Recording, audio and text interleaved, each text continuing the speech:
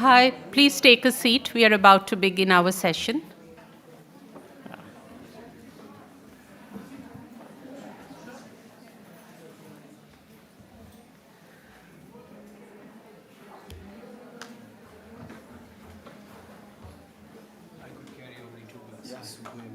Maybe the moderator is. Oh, I have my bottle. Don't worry. Yeah, don't worry. I have my water bottle. Yes. Yeah. Hi, thank you for coming to this session. This is a session organized by the CGIAR, and the title is Attribution and Assessment of Loss and Damage in Agri-Food Systems in the Global South. And we have some extremely stellar speakers that I will introduce shortly. We would have 5 speakers, and each one of them will have around 8 minutes to talk on to a particular question. My name is Dr. Aditi Mukherji, and I am the Climate Change Platform Impact Director at the CGIAR. CGIAR works on agricultural research. We are the world's largest public sector organization which works on various sectors, various parts of the agri-food systems, as we often say, from seeds to policies and everything in between. CGIAR is a collection of 15 organizations which work on various issues around the agri-food system. Today we are meeting here to discuss how loss and damage agenda, which has taken such a prominence since the last COP, and how it pertains to the losses and damages that the smallholder farmers and producers in the global south are increasingly facing. The latest IPCC synthesis report is the summary for policymaker, as well as the longer report mentions losses and damages 46 times. These are not very huge reports, but loss and damage features quite extensively in these reports, and I think that is quite unprecedented. Key statements include things like human-caused climate change is already affecting many weather and climate extremes in every region across the globe. This has led to widespread adverse impacts on food and water security, human health, and on economies and societies, and related losses and damages to nature and people. High confidence. Vulnerable communities who have historically contributed the least to current climate change are disproportionately affected. High confidence. Similarly, the summary for policymakers, section A, also says that economic damages from climate change have been detected in climate-exposed sectors such as agriculture, forestry, fishery, energy, and tourism. Individual livelihoods have been affected through, for example, destruction of homes and infrastructure and loss of property and income, human health, and food security, with adverse effects on gender and social equity. So the losses and damage, the literature, the latest assessment does focus quite a bit on these climate-exposed sector, agriculture being one of them. So today we are going to discuss how that the focus on agri-food system actually translates into the discussions around the loss and damage fund that is happening right now, and many of us are following that discussion very closely. So given this background where science and civil society have come together in agreement, and the international community has taken action in the form of a loss and damage fund, this session will focus on how the latest advances in climate science and existing knowledge on farmers' exposure and vulnerability in the global south can inform the loss and damage fund agenda. So in that, we are extremely fortunate to have some stellar speakers in this session, speakers who have been instrumental in moving the loss and damage agenda through the years of tireless effort and passion. Given this brief introduction, I wanted to just talk you through the session plan and how we would go about it. So we have 5 speakers. I think Dr. Saleemul will be with us shortly. He has confirmed, so we are waiting for him to join us. We would have these 5 speakers. Each one of them will briefly talk about a particular question. First of all, we have Joyce Kimutai. Joyce will be talking about extreme events, new attribution science. So one of the new things about the IPCC in the AR6 also has been the ability of the climate science to attribute specific extreme events to say whether or not that was caused due to climate change. So attribution science has been one of the new developments in the IPCC 6 cycle, and we think that that has a huge significance for the loss and damage discussions that are going on. So Joyce will be talking about extreme events, new attribution science, and how this science can be used for assessment of loss and damage. Dr. Joyce Kimutai, she's a climate scientist affiliated with the Kenya Meteorological Services and the Grantham Institute of Climate Change, particularly the World Weather Attribution Consortium, which is at the forefront of doing this climate attribution study led by Frederike, Otto, and others. Her research is increasingly focused on analyzing the role of anthropogenic climate change in extreme weather events and raising climate risk awareness among decision makers in East Africa. She is currently the IPCC focal point for Kenya and negotiates for Kenya on agenda items under science, review and systematic observations, global stocktake, and loss and damage. She is also one of the lead authors of the IPCC special reports on climate change and land. Our next speaker would be Dr. Saleemul. I hope he will join us shortly, but I think almost everybody in this room must know who Professor Haq is. He's the Director of International Center for Climate Change and Development and a Professor of Independent University of Bangladesh, and one of the key persons behind that the loss and damage agenda has reached where it has reached today. Professor Haq has been appointed as an advisory committee member of the COP28, which will be held at UAE later this year. We also have as a third speaker, Dr. Giriraj Amarnath, who is my colleague, who is a research group leader of water risk to development and resilience and principal researcher at the International Water Management Institute, which is one of the CGIAR institute. As I said, CGIAR has 15 institutes, IMI being one of them. His areas of expertise include disaster risk management, floods and droughts, satellite-based monitoring, and early warning systems. Giriraj has also worked with the International Center for Integrated Mountain Development, and his focus is really to understand how the science of remote sensing and GIS can be used to do some of these loss and damage assessments. Our fourth speaker today is Dr. Animesh Kumar. He is the head of the UNDRR office in Bonn that serves as the organization's global facility for climate action, comprehensive risk management, and disaster data. Before this, Animesh also served as the deputy head of UNDRR regional offices in Bangkok and in Nairobi.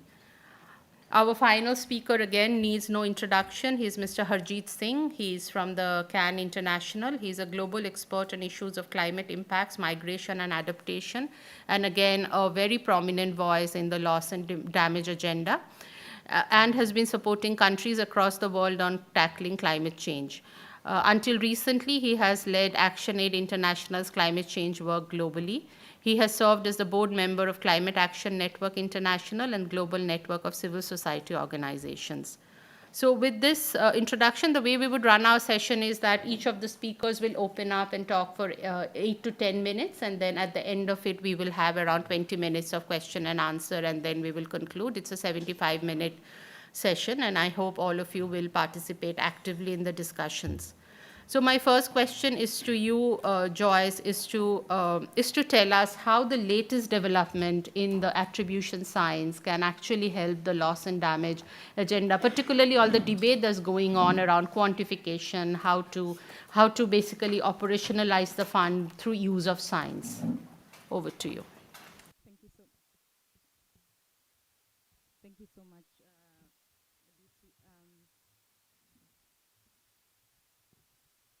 Thank you for having me here, and thank you for this platform to speak about attribution science and the role it plays in loss and damage. Yeah, thank you. I'll start by saying, attribution science has really made substantial progress in the last 10 or so years. So it's a relatively new field that started in the start of this century, the 21st century. So it's close to 25 years old now. So it's really advanced. And what attribution science does is it tries to understand, to answer the question whether and to what extent climate change is playing a role in extreme weather and climate events.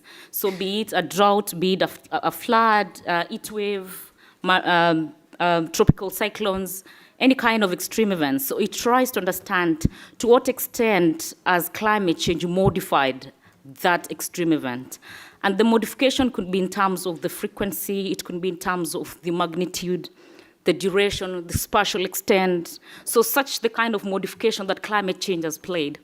And it's a very important thing because, I mean, if we didn't have attribution science, we wouldn't know what events, for example, is climate change a big driver, and how big is that change that anthropogenic climate change is causing. So, I mean, it's really important because we get to understand, like, sort of classify events and say, we've seen this class of events really having changed because of climate change, or we've seen a quite high modification of such events due to climate change. And in the global north, for example, we do this, we look at this study. So I'm part of a consortium called the World with Attribution. So what the World with Attribution does, so it's based in Grantham Institute in London.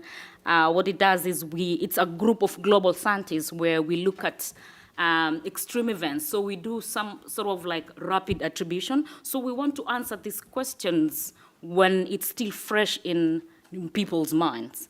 So a good example that we did recently was the drought in East Africa. We also looked at the heat waves in India.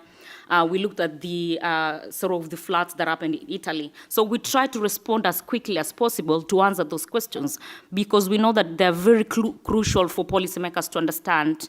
I mean, to know how much they need to prepare for these changing risks. So. But just to come to your question, I think the most important thing is that attribution science is trying to support the loss and damage debate in a way that it's trying to understand what extreme events is climate change really playing a big role. The important point in that is that we're trying to say that we don't want loss and attribution sums per se to be used like as a direct requirement to determine the funding, like the sort of the who gets the funds, it goes where, which countries are vulnerable, who is that? Because that will somehow disadvantage communities where like attribution science has not been done as much. And this is so much in the global south. But we're saying that attribution science can really benefit from like designing the fund. And when I say designing, I mean that we can use attribution science to say, okay, what class of events have we seen change substantially? And then in that case, we can sort of determine the scale in which the fund can serve. So we can say, probably we need this much money because we know that this kind of events have really changed in the past, and it's due to the sort of analysis that we try to do across the world. So, I mean, I'm trying to say that we shouldn't say that we can only pay countries where, or pay for events or extreme events in which have been attributed to climate change, but we want to say that it's a good tool because it's helping us to understand what of the group of hazards is climate change really a big driver, and how big is that change? And so then it sort of puts us on track to say, how much of the fund do we require, and what communities are more vulnerable, and in what scales of compensation do we have to do? I'll stop there for now, but I'll continue to take questions and respond to more. That's a very interesting answer. If I understand you right, you are saying that this should not be a criteria for the fund, which makes a lot of sense because many of the global south countries actually do not have the data that will allow you to have that attribution. But I am curious to know, and I'm sure our audience too is, to know about what are those kind of hazards that you are seeing most frequently. And of the three that you mentioned, the heat waves in India, the drought in East Africa, and the floods in Italy, I believe the Italian one wasn't attributed to climate change per se. So can you tell us a bit about how exactly you do the science, and what did you find in the case of East African drought and the Indian heat waves? How likely were those events because of climate change? Thank you so much for that question. And I'll first address the first question, or like the first sort of the intervention you made, or the comment that you put on why we wouldn't, I mean, it wouldn't be fair to use attribution science as a requirement for loss and damage or for compensation, especially in the global south. And it's mainly on issues of like data. We don't have adequate like observation networks. Some countries literally don't have. They have quite few observation networks that can actually adequately understand the climate. So we would find that some events we are not able to attribute them. So it's like we are not able to do an attribution study per se, and it's not because that we can't, it's because that the tools are not available, and one of these tools is the data. Even the climate models, you find that most climate models actually were built for the northern climates, and you find that it's like we're sort of tailoring these models to fit our climate. So you find that most models actually struggle to understand the climate of the region, of the global south regions, especially the tropics. Yeah, because the weather systems in the tropics are quite different, and they do not necessarily resemble the weather systems in the extratropics or the Mediterranean region, for example. And then coming back to your question on so for the Kenyan drought, for the East African drought, we published this in April, so it's a very recent study. So what attribution science does is we've already peer-reviewed the methods that we use to do attribution. So all the methods have been peer-reviewed. We know that so that it becomes easy for us to deploy these methods on every kind of study. So for the events, for the East African event, we found that climate change has really increased. It increased the severity of that drought. Yeah, it wouldn't have been that severe if there wasn't climate change. Yeah. Human-caused climate change. That is what you're saying. And how we understand these events, we understand the event in the current climate, and we compare it in a climate that we had little influence of humans. And that was the case as well for the Indian heat wave. Yeah. Thank you so much, Joyce. And I don't see Dr. Saleem has joined us yet. He's here. Oh, he's here? Oh, okay. Okay. Hi. Hello. Yeah, no worries. Yes, no worries at all. So, Dr. Haque, my question was as somebody who has been a kind of initiator of this whole loss and damage debate right from the very beginning. I just wanted today we are focusing a lot more on the agri-food sector because it is one of those hugely climate exposed sectors. So my question was that, can you talk a bit around the importance of loss and damage in the agri-food systems in the global south particularly, and walk us through a bit of a history of how this loss and damage agenda has reached where it has reached today, and how do you think agri-food system will feature in it in the future? Over to you. Thank you very much, Aditi, and good afternoon to everybody. So, just picking up on Joyce's explanations of the status of attribution science on climate change, in particular, the 1.1 degree centigrade that has already risen globally, that is attributable to the emissions of greenhouse gases since the Industrial Revolution.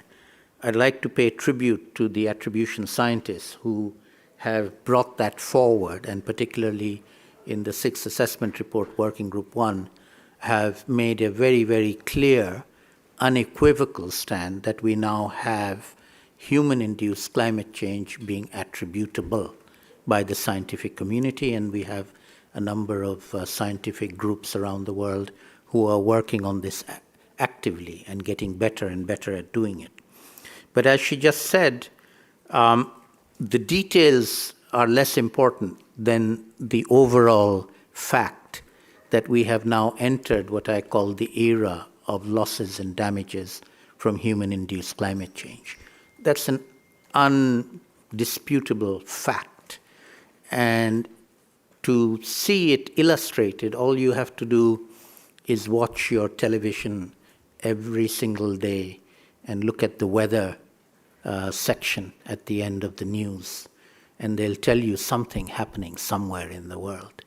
Just a few days ago in my country, Bangladesh, we were hit by a super cyclone, Mocha. Fortunately, Bangladesh is very, very well adapted to cyclones, and it didn't do too much damage. But it hit Myanmar, who are not adapted, and killed several hundred people in Myanmar. So the difference between impacts and losses and damages They can be minimized very significantly by doing adaptation, and Bangladesh is very well adapted. And they can be suffered to a much greater extent by not doing adaptation. And that's a good illustration in my view. Right now, the wildfires in Canada have caused haze in New York, right now, in New York. I don't know if you've seen these pictures, but you can't see the skyline of New York with the haze that they have now suffered. And this is causing breathing problems, pollution problems, air pollution problems. And so no country is going to escape, and every country is going to have to deal with it in all terms, in health, human health terms, in agriculture, food production terms. But let us look at the agriculture and food in particular. And it's not just a developing country problem. It's going to happen everywhere. Developed countries, developing countries, every country. I just saw a report saying that the wheat crop in the Midwest in the United States is going to suffer by 40% this year. Okay, so the phenomenon is global. The losses and damages will be global, and the scale of them are going to be at a unprecedented scale to which we have no idea how to deal with. If we take the COVID-19 pandemic crisis for the last few years and combine it with the Ukraine-Russia war crisis for the more recent year, they are nothing compared to what's going to hit us. We are not ready for it, and our leaders are certainly not ready for it. The G7 leaders met in Hiroshima just a few days ago, and they just did business as usual, as if this is something that they will be able to cope with. They have no idea how to cope with what's going to come. And that's why the scientists have to really up our game, and the civil society has to up our game in terms of alerting the world's leaders, scientists, decision makers, and farmers about the things that are going to happen. Because they're not good. And we are not ready. I can't give you numbers on how much percentage we will lose here and there from different crops, but it's going to be huge. And it's going to compound itself. It's not just one thing happening in one place, it's one thing happening in one place, compounded with another thing happening in another place, and the result of both of them being a third order of magnitude of unprecedented impacts. That's what we are headed for. And none of us have got our heads around that yet. And that really, to me, terrifies my thinking in terms of why can't we get this through our heads, that we need to be significantly treating this as the emergency and crisis that it is. But we seem not to be able to do that. This whole process is business as usual. We talk, we don't do anything. Anyway, I'm sorry to be so pessimistic.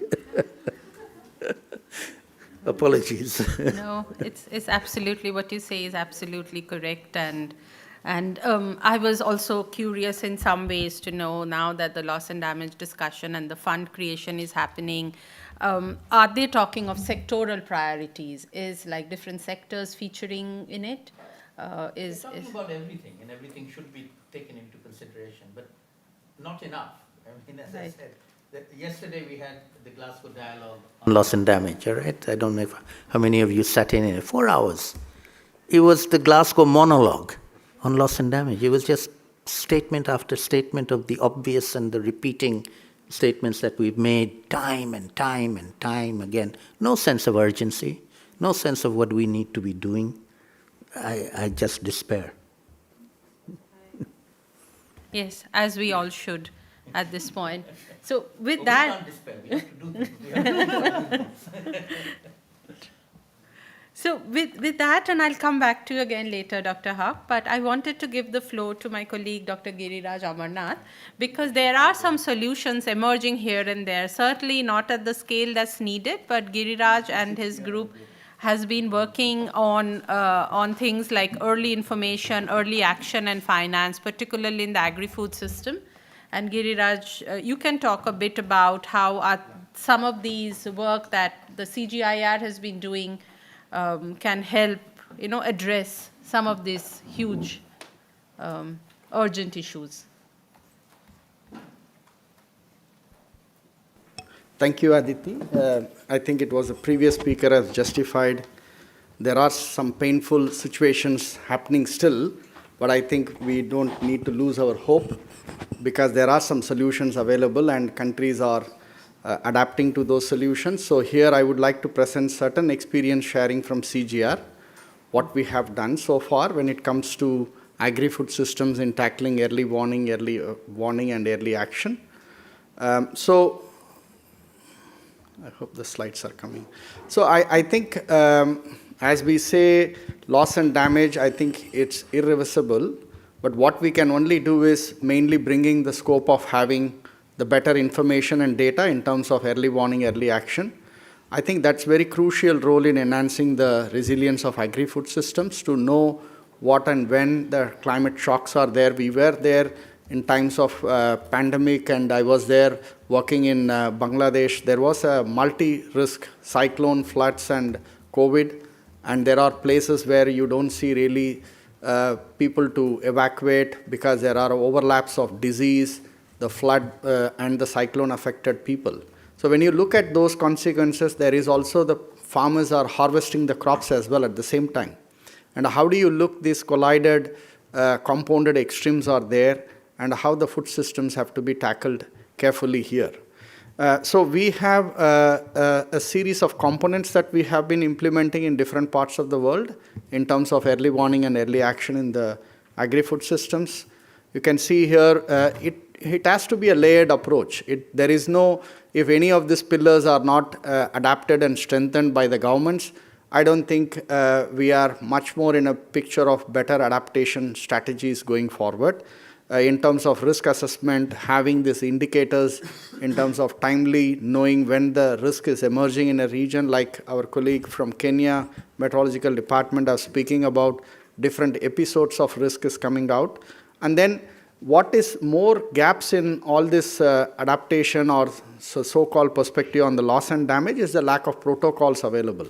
So we may have a different series of information, but unless the SOPs and protocols are not developed, we don't know what plans have to be operationalized during the crisis management, whether it is on a extreme to landslide, floods, and drought. So we need to be more multi-institutional and governance thinking around how do we tackle to these extreme events.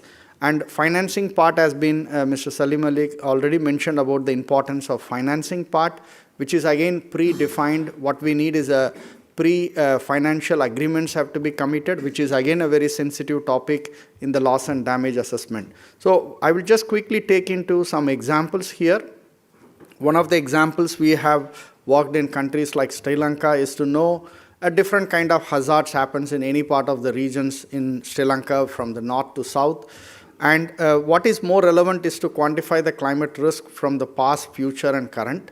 And having this information in place, what is more important for development banks, whether it is ADB or World Bank, to look at prioritizing what are the next 20 years investments have to be prioritized.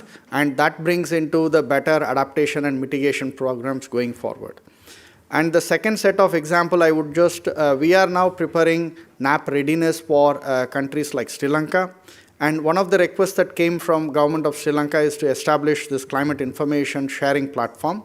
We, along with the support from GGI, is setting up this what we call is a multi-hazard information and dissemination platform. We are hoping that in a couple of months, this system will be developed in partnership with various agencies. This again, early warning is an important pillar to look at how do you tackle to extreme climate events, but also looking at tailored climate and agronomic advisories to tackle to the food systems process. And while we also look at Africa specifically, these systems have been developed for different part of the countries by International Water Management Institute. What you see is a set of readily available information, whether it is forecasting, whether it is drought action plan, whether drought decision support systems, and also making sure how the countries can declare themselves. That's where the role of early finance comes into the picture. And we don't really advocate the importance of drought declaration, which is more about from the the contingent credit, emergency response funds, etc. What we throw a piece of information is how these technologies and informations are quite useful to prepare drought preparedness strategy during the in-season of the cropping pattern. So we look at innovations like preparing contingency plan, modifying the crops, mitigating, because even if there is a loss and damage funds is provided, they are going to be very, very tiny funds. Even for divers and the very smallholder farming systems, these loss and damage funds are not going to be sufficient. In a smallholder farmers like country like India or Bangladesh or many part of the region, we need to provide more preparedness strategies like some of the examples we are showing here, where farmers can increase their yield significantly in times of drought or flood or any disasters. So one of the good examples we have done with the World Bank, there is an initiative called Southern Africa Drought Resilience Initiative. What we have done is important is to look at the loss and damage more, not just as a step of quantifying, but bringing the role of drought risk profile, developing a city drought resilience toolkit, and also needed in terms of the water storages in a form of hydropower dams, in a form of small storages continuum. And that will finally lead into the overall perspective of the agri-food chain systems what we are developing. So we have done this for 16 Southern Africa drought risk profile with the help of World Bank assistant, and these products are available online. Anyone can access with the title that is given here. So the last two slides I will just focus specifically to the loss and damage is the perspective of disaster risk financing instrument that we have been tested in 3 to 4 countries already in South Asia, which is about index-based flood insurance. So it has been tested over 20,000 plus households in various parts of the region. The whole purpose is to have pre-triggered defined parameters so that the communities are not looking at relief and response, which is an age-old process. And of late, the countries are also moving back from technology into there are a lot of political aspects as well, providing compensation during the time of elections and other things, but no one looks at science-based evidence to look at how technologies can play an important role. And this is also recognized as one of the SDGs Climate Action Recognition Award in a couple of years back. So framing to that, CGR has come with a new intervention called CGR Aware Platform, which is basically connecting the interconnectedness of early warning, early action, and early finance, builds on years of experience. And importantly, here the focus is looking at how the water risk can be linked to health, nutrition, population displacement, and the world food price data. So we look working with 100 plus partners in the CGR initiative, and I could share more about that, but important is to have predefined triggers for early action, and the emergency response fund. This is where the role of OCHA, FAO, and many other partners comes into the place. So in summary, these 3 pillars, what we are trying to work, may not be very clear to look at bringing the state-of-the-art early warning information, which we are doing it for 7 countries now. And early action is more at the agri-food systems in terms of providing better seed varieties, looking at in terms of initiating the water management measure, water harvesting measures, many other action plans are getting developed, and also not to look beyond, ensuring these actions are available timely. And in the early finance, we are looking at mechanisms to ensure that the availability of funds and resources are for implementing the actionable measures. So, and I know this is Animesh will also talk about on the Early Warning for All initiative, I believe, where it's a very golden opportunity to shift from the traditional. There has been one process is going on. I hope there is a COP commitment in 28 where we will have a loss and damage. Major commitments will come. But Early Warning for All is a very excellent initiative by the Security Council, led by WMO and also FAO and other institutions, including UNDRR. I think that will be an important milestone for ensuring 60 to 70% of the communities in the world do not have access to any early warning information. So having an interconnectedness of these 3 pillars will be systematically important. And I by concluding by saying this is a framework we are developing now, hoping in 2 to 3 months this entire technology will be operational in a few countries already. We are hoping to have more interconnectedness of these systems, how we will be developing.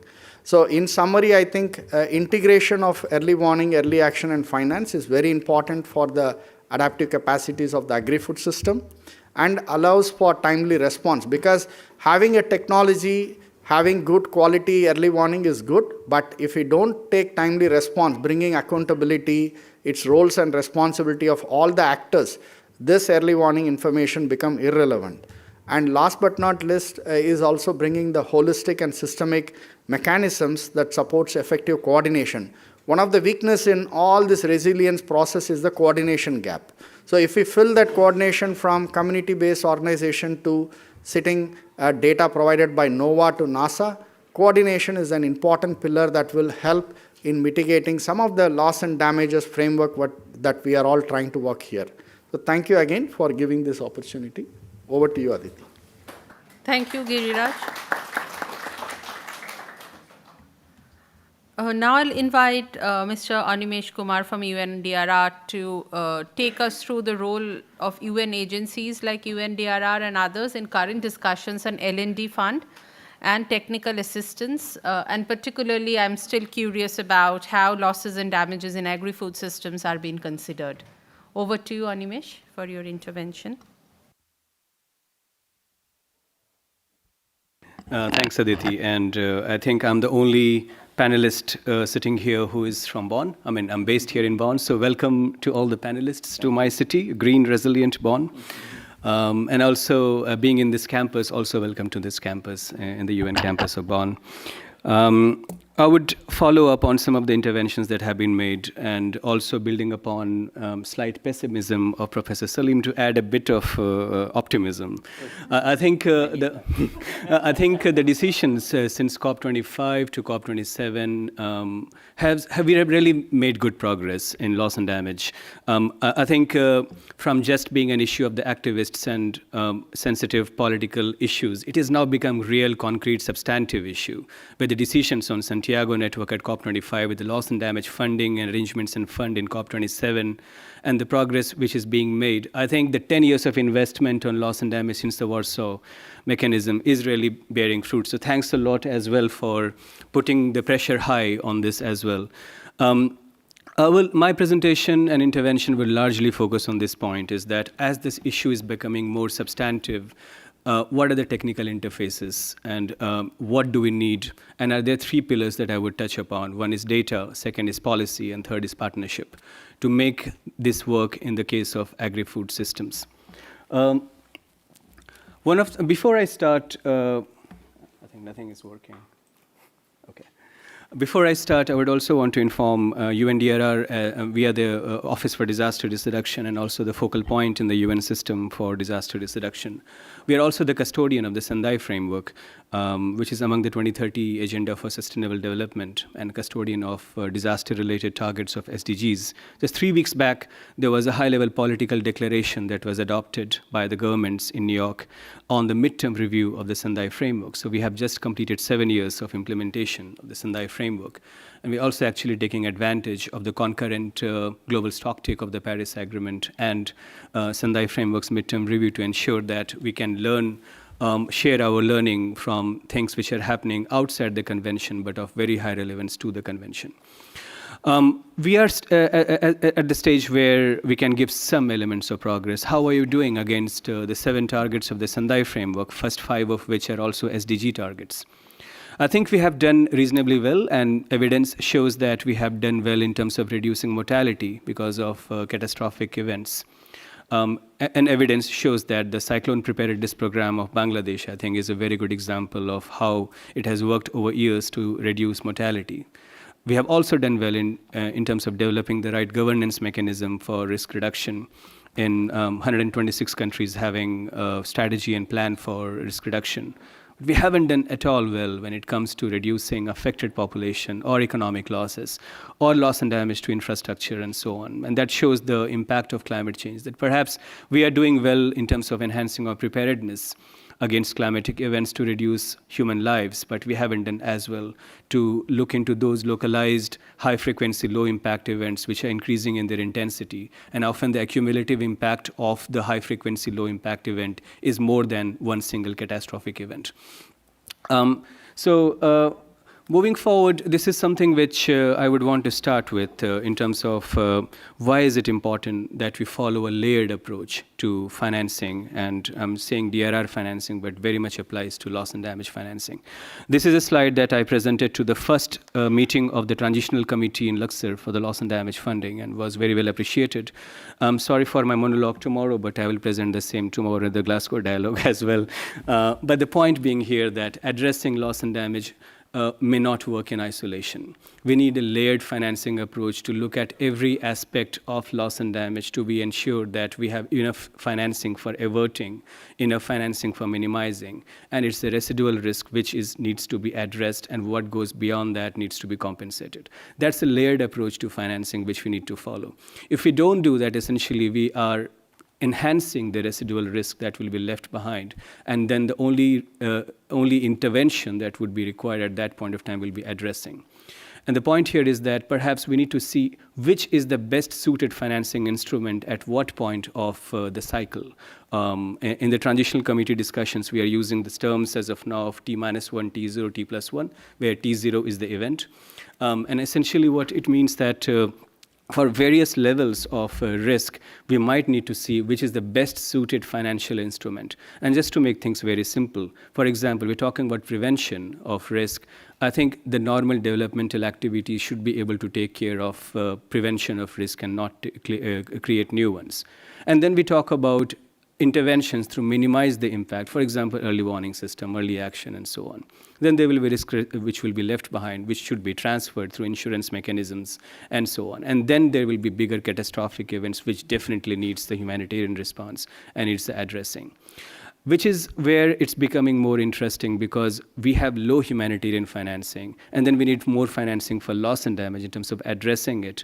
And while at the same time, adaptation financing is also so skewed, it's so less. So I think the global momentum around financing needs to be further enhanced, and which is one of the points perhaps which need to be considered in the context of principles of financing, and also the new quantified goal on finance, which will be one of the key decisions expected at COP29.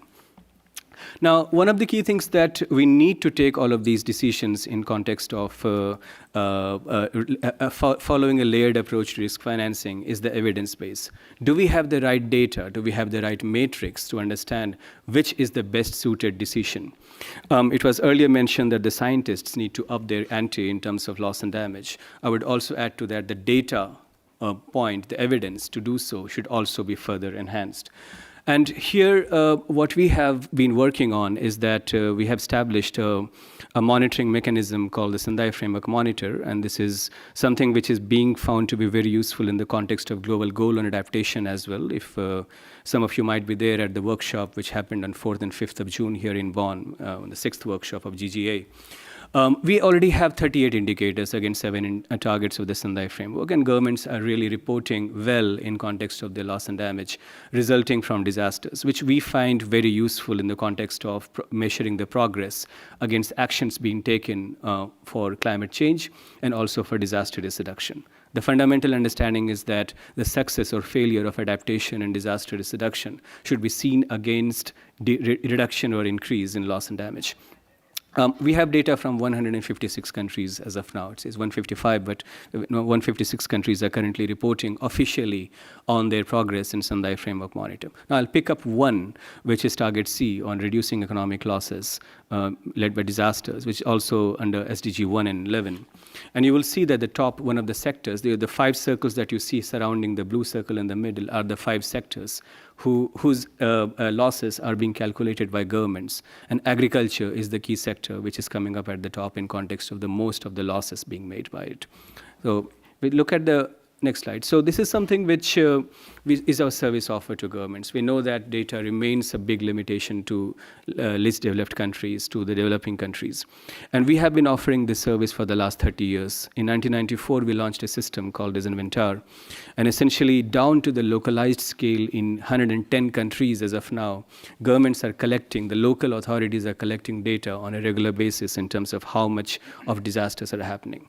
In one of the previous slides, I talked about high-frequency, low-impact events. This is possible only when we calculate them, we track them. Which are those events that do not make to the newspaper headlines? And how do we track those? Essentially, if we don't track them, we will not be able to quantify our losses. If we don't quantify our losses, we can't monetize them. We can't monetize them. We can't talk about loss and damage funding. And this is a huge data gap that we need to talk about, that do we really know how much are we losing at the localized scales? And if not, how do we then talk about loss and damage finding? So this is a small service we are making to developing countries to ensure that we have the right evidence base in place. And you can see some of the examples from Ethiopia and Cambodia in terms of data, but there are other 110 countries as well which have such information system. We understand that many of these databases are age old. I talked to 30 years old as of now. So at the COP28, we will be launching a new generation loss and damage tracking system, which will not only take care of many of the gaps that we have observed in the current system, but also go into how far can we say that these are climate related, and to the extent possible, can we add some metadata in terms of the attribution science. This is one demand I have, that's a request I can make to all of you, is that perhaps this is often very crowdsourced and then it goes to the government. So if we can add some element of attribution to these events, perhaps our understanding of the level of climate attribution can also further enhance. While looking at the historical losses in terms of how we're losing them, we also need to keep an eye on what the future looks like. So we are also supporting countries in developing risk profiles, which gives a very good picture in terms of how much we might lose in the future. And if we have a good understanding of how much we have lost in the past and how much we lose in the future, it gives a full spectrum of understanding of the kind of losses and damages that may happen in the future and helps understand our strategies further. Now, Giriraj talked about early warnings for all. So we are the co-leads of this new initiative launched at COP27 together with WMO.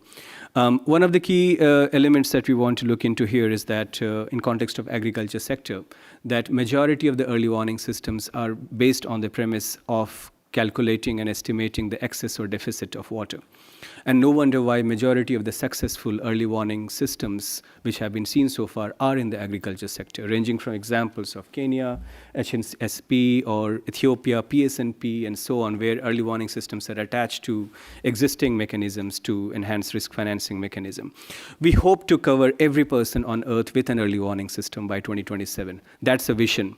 And let's hope we can do it, because that's a real big advantage of having early warning system in terms of reducing mortality, but also making them more understandable to take actions. All of this is possible only when we have a coherent understanding of our policies, of the planning instruments. As of now, 126 countries have a disaster risk reduction plans. 45 countries have a national adaptation plan. Many of them are developing loss and damage planning, addressing plans. We have many other sectoral plans. How do they all come together? Because they are being developed under different international frameworks.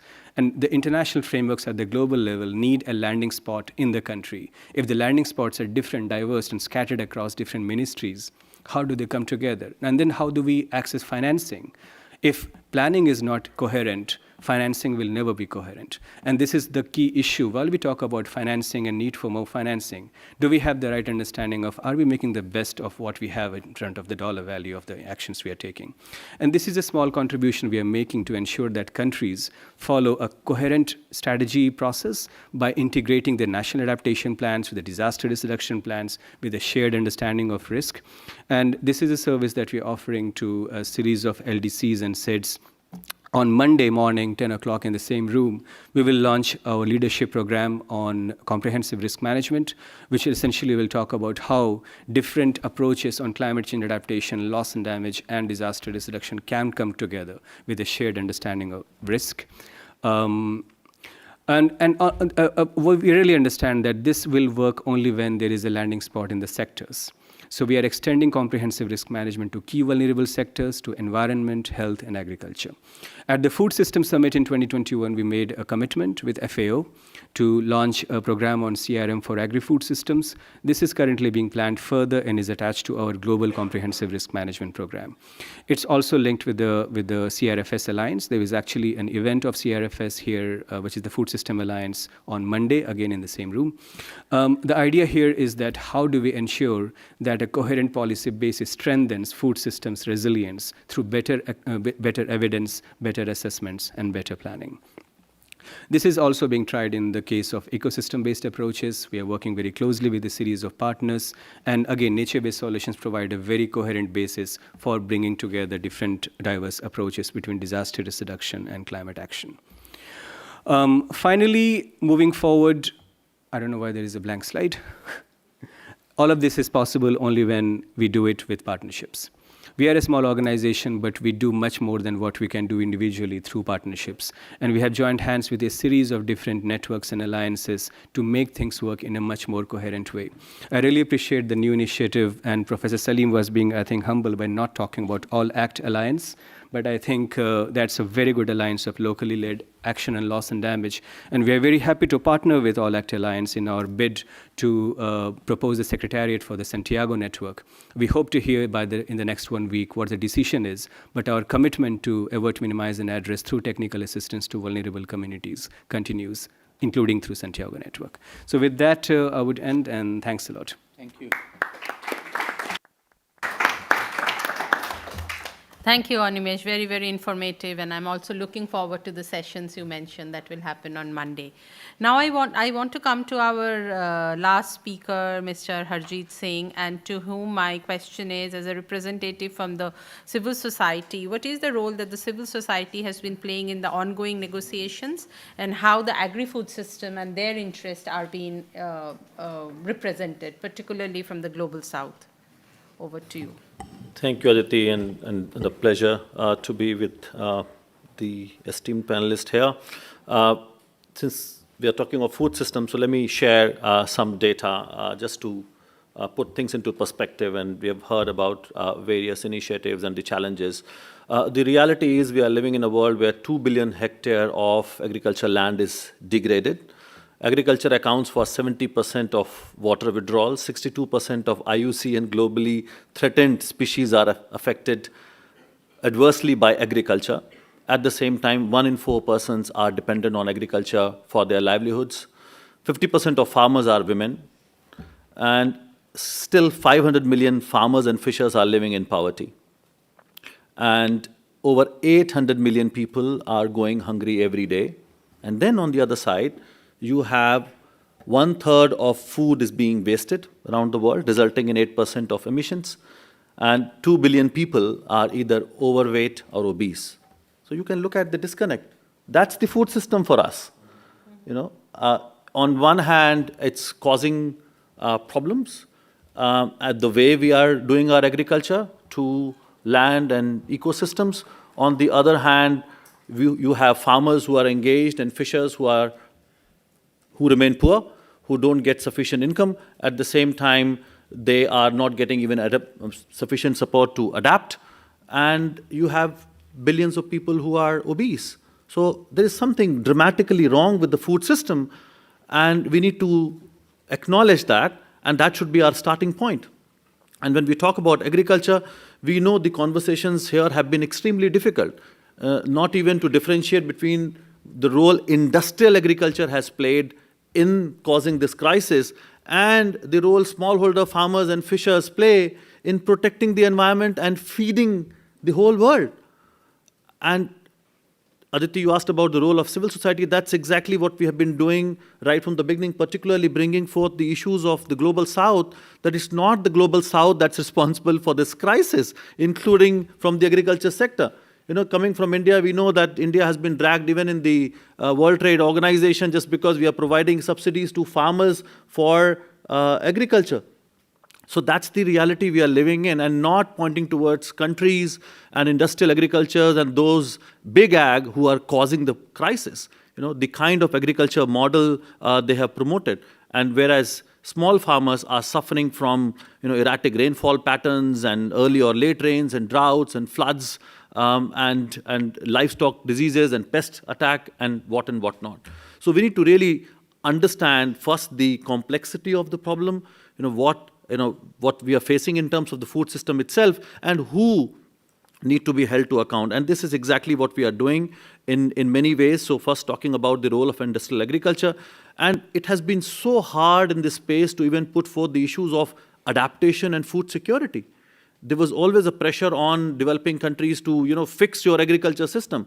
But we need to understand what system needs to be fixed and where we should be putting our emphasis a lot more on protecting livelihoods and averting the catastrophic impacts of climate change on agriculture and protecting those small farmers and fishers who are being negatively affected. So it has been a massive challenge to first talk about the right model of agriculture. And from our perspective as civil society, we have talked about agroecology, which is actually the right model and not the industrial agriculture. And if I can say, I'm also a part-time remote organic farmer. So I also started farming with my wife and doing organic farming. And we faced massive challenges. We have seen the impacts. Access to market is a huge challenge for farmers.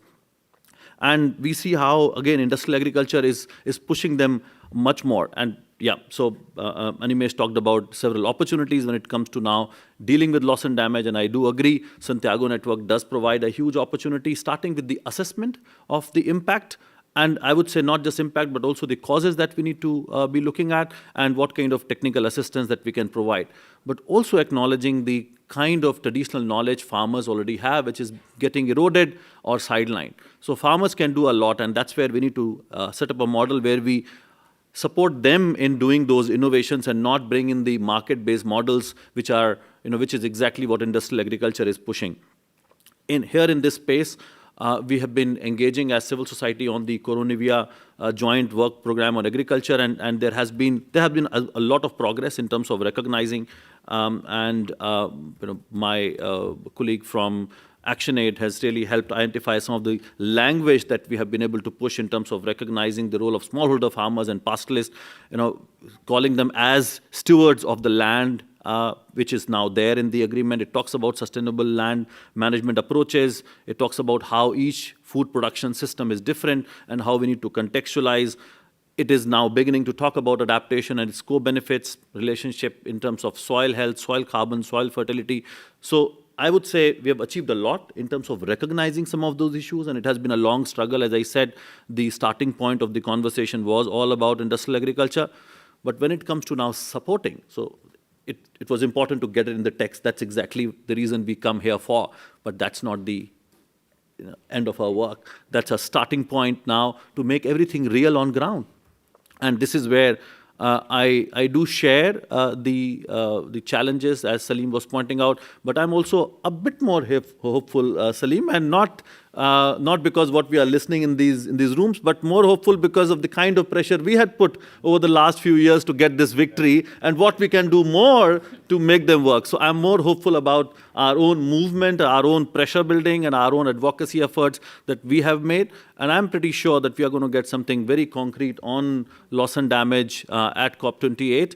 And that's what is going to help these people. So a lot of things are happening, and really we need to make sure now the resources are available, because even after achieving some of the good language in the negotiating text and the outcome, that's not enough. And that's where we need to put pressure. And that's how, Aditi, as you were saying, all that we have achieved and where we are heading when it comes to COP28, we need to make it real. We need to make sure that all that support and all these frameworks, as we have been hearing, help people on ground. That's our ultimate objective. Thank you. Thank you. Thank you, Harjeet. That was fantastic. And we as CGIAR are committed to working with the smallholder farmers. So one of the things that we have been doing is also working with the FCDO and others on the breakthrough agenda, where we are actually identifying some of the ways in which a lot of these green revolution kind of technology kind of farming can move into a low emission space, because there are indeed those win-win options out there that can be taken. The obvious point there is around investments, around finance, and around technology transfer. So I think that's a big focus. So with that, I know we are not doing very well in terms of time, but we also started 10 minutes behind schedule. I would like to open the room up for questions and answers. If there are any questions to the panelists, please identify to whom your question is and go ahead.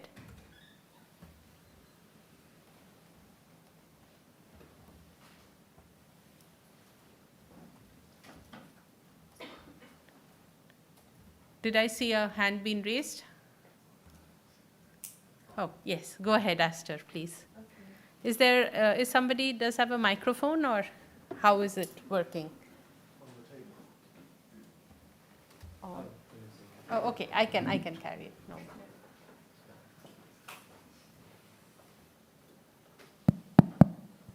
Thanks, Catherine. Yes, Astor, please. Thank you. My name is Aster. I'm also from the CGIAR, C4 aircraft. And I would like to actually support what Joyce.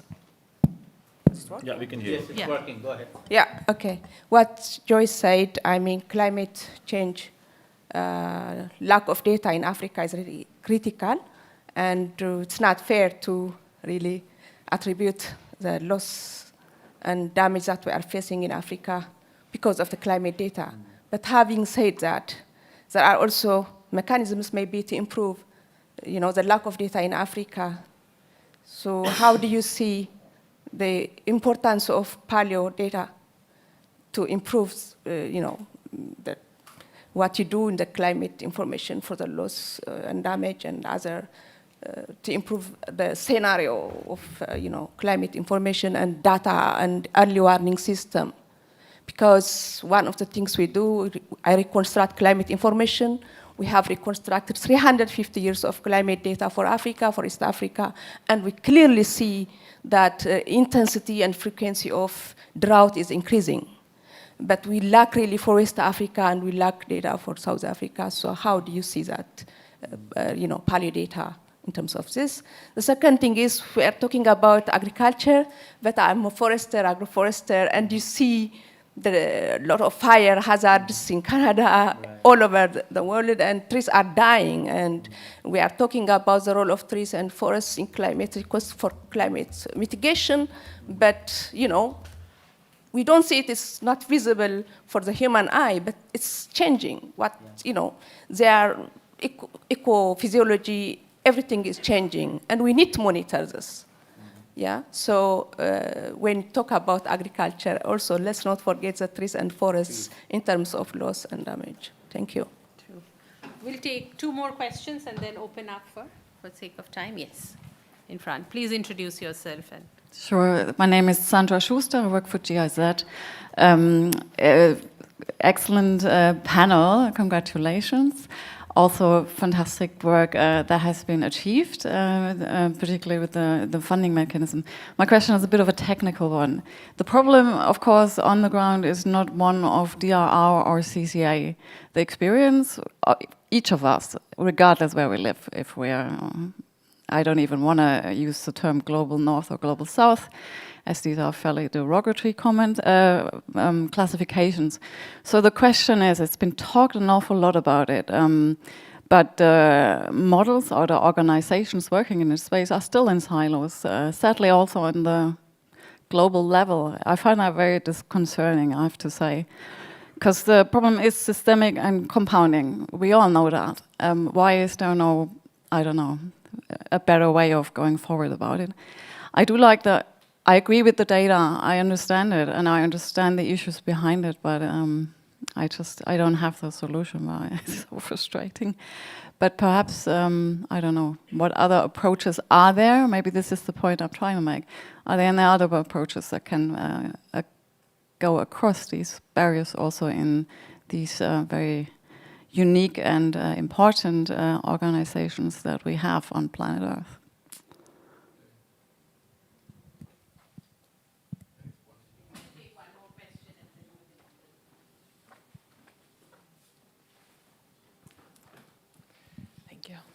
Thank you very much for an excellent panel. I really enjoyed it. My name is Debbie Aller. I'm a soil scientist at Cornell University. And my question is around the idea that there's a lot of social science data that supports that how farmers perceive climate change and the extent to which they've experienced climate change or an extreme weather event in general has a direct impact on their willingness to implement adaptation strategies around climate change.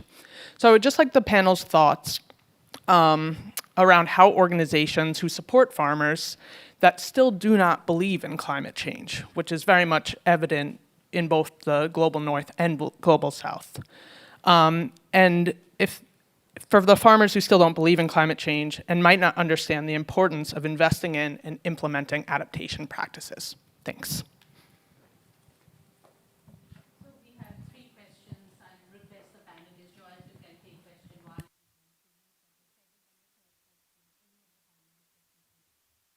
For the first question, over to you, Joyce. For the second and the third, any of the panelists can take it. Thank you so much for that question.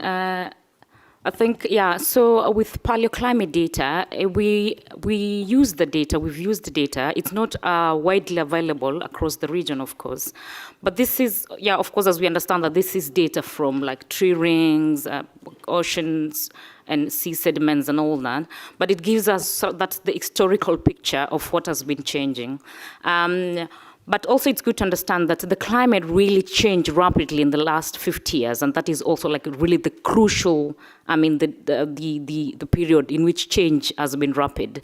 And that is where the main losses and damages have occurred, or because of the changes in extreme events. In terms of their frequency, they've been more frequent because of the changes in the climate system. So so as much as we could have data that could date back as 350 years, it's good to give us that whole picture, but it's important to have the most recent data to see how has that change been, and that can help us assess the kind of damage or the losses that are happening, or sort of understand the change in the extreme events. What are the changes in the trends? What are the changes in the intensities? And then take that back directly or associate that directly to the damages and losses that are happening. Yeah, but at the same time, for sure, so that's why the reason why we are saying that attribution science should not be used as a requirement for loss and damage. It's actually for ethical reasons as well. I mean, if you say that it has to only serve the regions where the data is good, that really disadvantages those communities.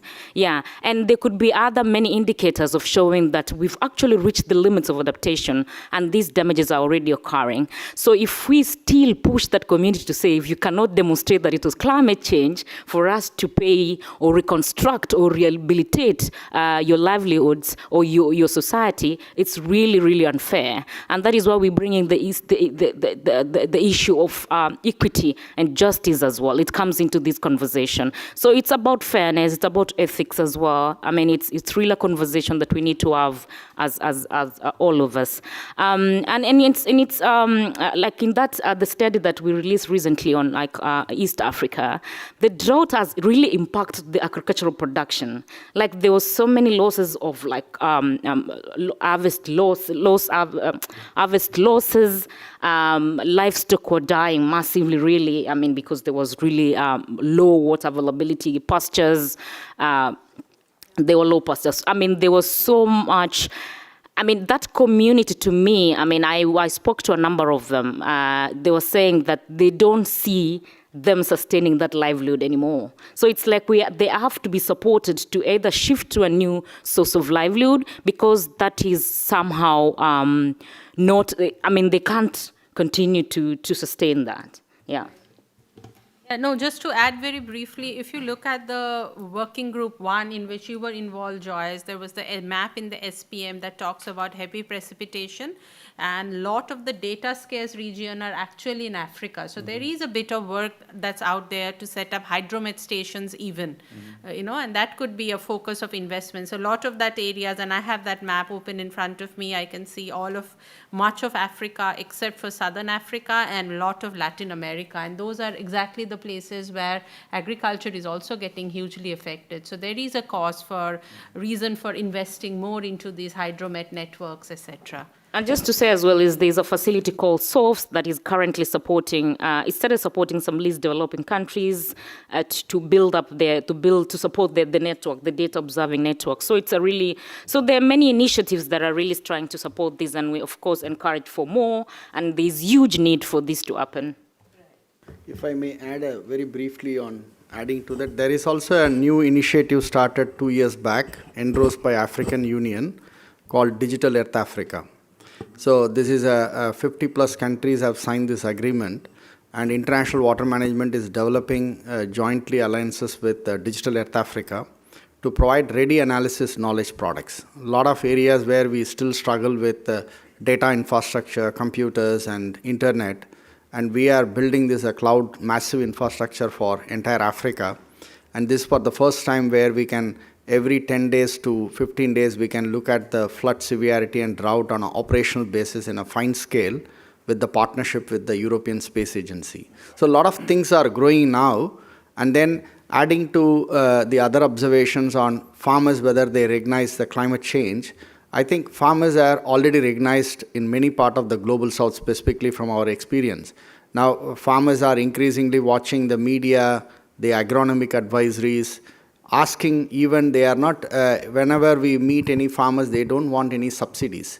They want better solutions. They want improved knowledge and improved capacities like the colleague spoken from the Plan International about the market access.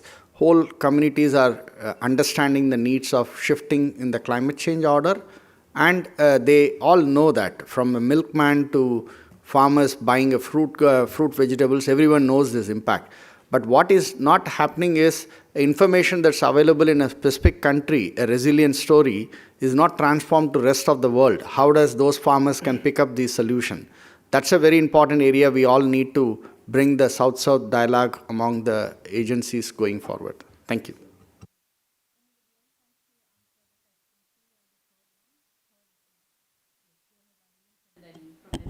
Yeah. So very quickly, I think a lot, and it belabors a huge discussion on why organizations often work in silos. But just one of the points I would highlight is the way the financial architecture also works.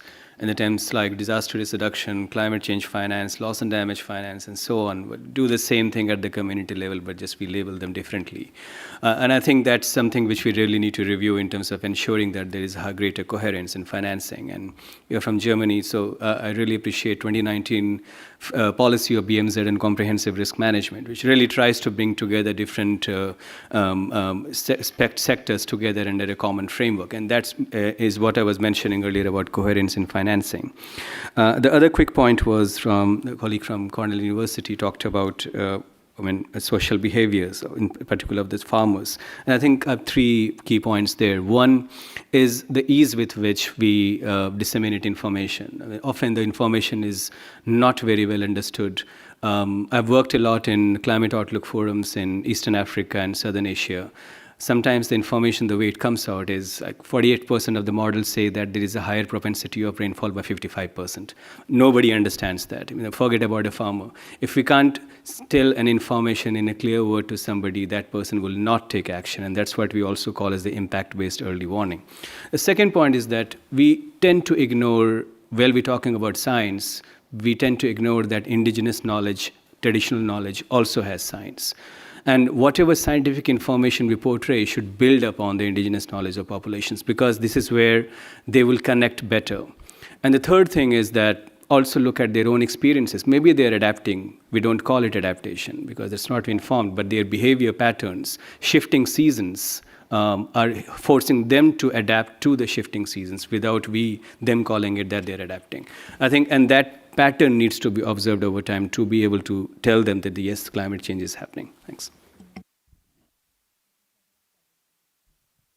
Thank you very much. I just want to address the question of how do we do things better globally as a global community of practice. And I'll just share work that I've been involved in for many, many years, which used to be called community-based adaptation. We now call it locally led adaptation, working with the most vulnerable communities around the world. And we have a network which we call Gobeshona. Gobeshona is a Bangla word for research, and I'd like you to look it up, Google it, and you'll find that it is a network, a global network of local actors all over the world, including in Germany, who are now adapting to the impacts of climate change because it's happening. They're having to adapt. And as they adapt to the impacts of climate change, they also then have impacts of climate change that cause losses and damages. So adaptation is inadequate, always. It never solves the problem. It doesn't prevent some level of impacts. It minimizes impacts, but it doesn't bring them to zero. And so adaptation and loss and damage are now a nexus. We have to do both. We have to adapt to minimize the impacts, but then we also have to address them as they happen.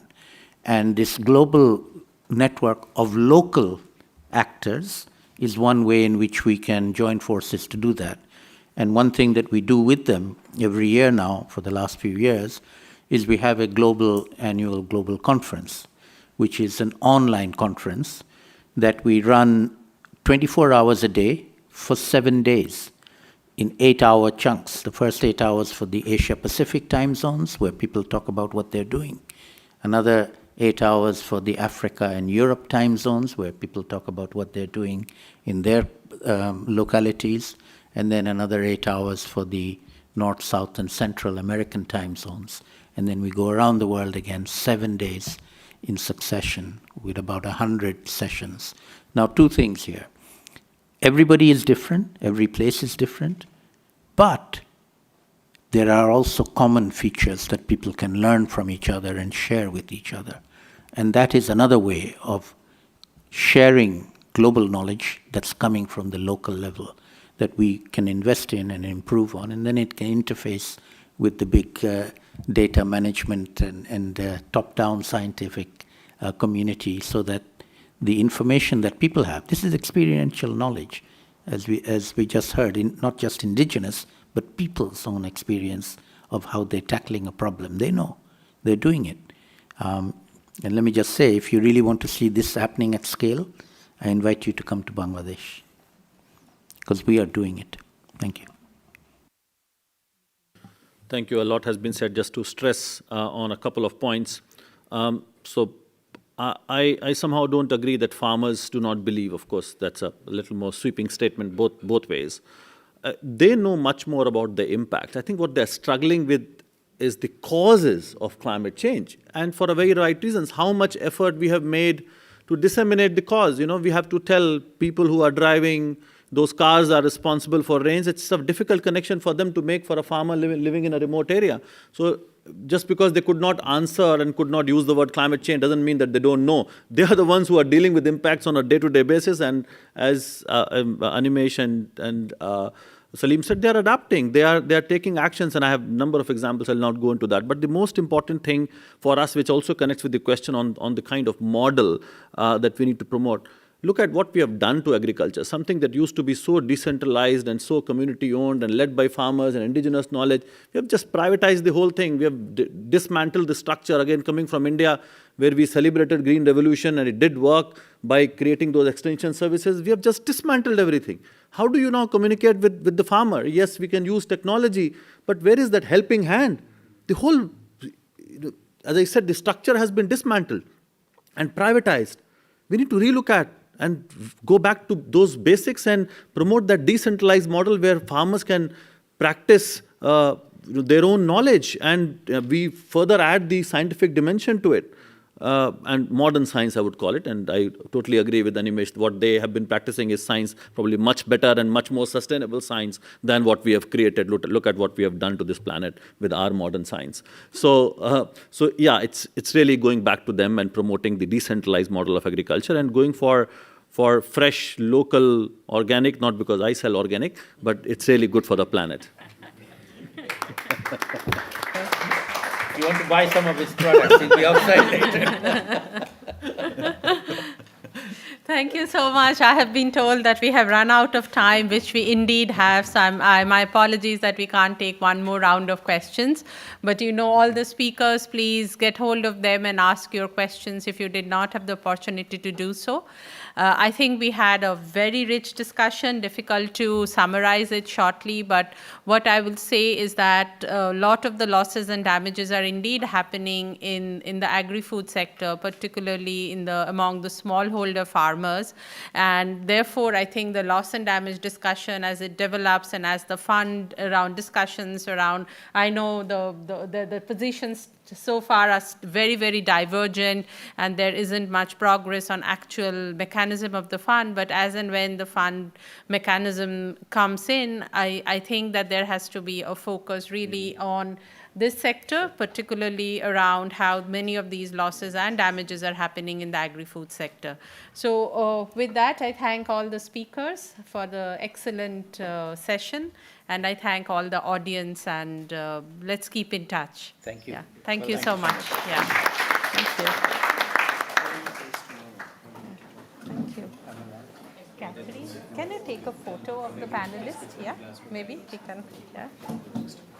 Maybe we can all stand up. Yeah. Oh, group photo. Yes, a group photo. Yes. I also have. Oh yeah. Yeah. Yeah. Yeah. Thank you. Thank you so much. Yeah.